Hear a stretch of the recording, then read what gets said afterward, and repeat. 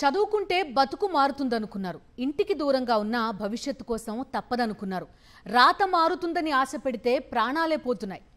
ఇప్పుడిప్పుడే గిరిజన కట్టుబాట్లను తెంచుకుని మూఢ నమ్మకాలను వదిలి చదువు బాట పట్టిన గిరిపుత్రుల గోడు ఇప్పుడు అరణ్య రోదనగా మారింది.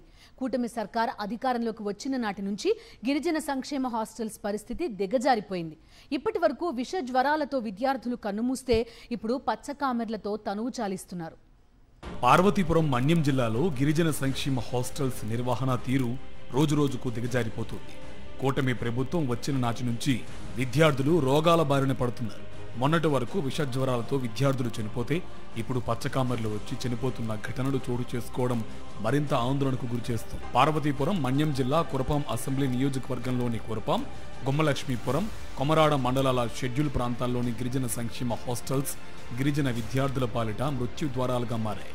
దోమలు, అపరిశుభ్రత, కలుషిత ఆహారం, తాగునీరు వలన విద్యార్థులు విషజ్వరాల బారిన పడుతున్నారు.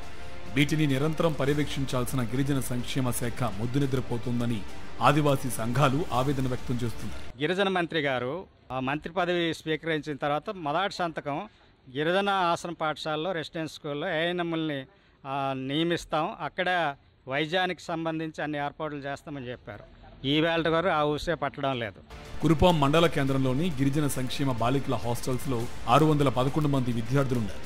గత వారం రోజులుగా ఇక్కడ విద్యార్థులు పచ్చకామర్ల వ్యాధి బారిన పడుతున్నారు. హెపటైటిస్ గా వైద్యులు చెప్తున్న ఈ వ్యాధి కలుషిత నీటి వలనే అని అంటున్నారు. మొత్తం హాస్టల్ విద్యార్థులకు పరీక్షలు చేయగా 42 మంది విద్యార్థులకు హెపటైటిస్ ఉన్నట్టు నిర్ధారణ అయింది. వీరిలో 10th క్లాస్ విద్యార్థులు పువ్వల అంజలి, తోయ కల్పనలు మృతి చెందారు. మరో 8 మంది పలు ఆసుపత్రుల్లో చికిత్స పొందుతున్నారు. ఇప్పటికి 2 విద్యార్థులు చనిపోయారు. ఇప్పటికైనా గిరిజన సాములు ఇప్పటికైనా అరికట్టకపోతే దీనికి నైతిక బాధ్యత ఈ మంత్రి, జిల్లా మంత్రి ఇప్పటికైనా ఎమ్మెల్యే గారు ఒక ప్రకటన చేయలేదు. ఈరోజు ఇంత సాగు జరిగింది, కనీసం ఆ కుటుంబాన్ని సందర్శించలేదు, హాస్టల్ పరిశీలన చేయలేదు.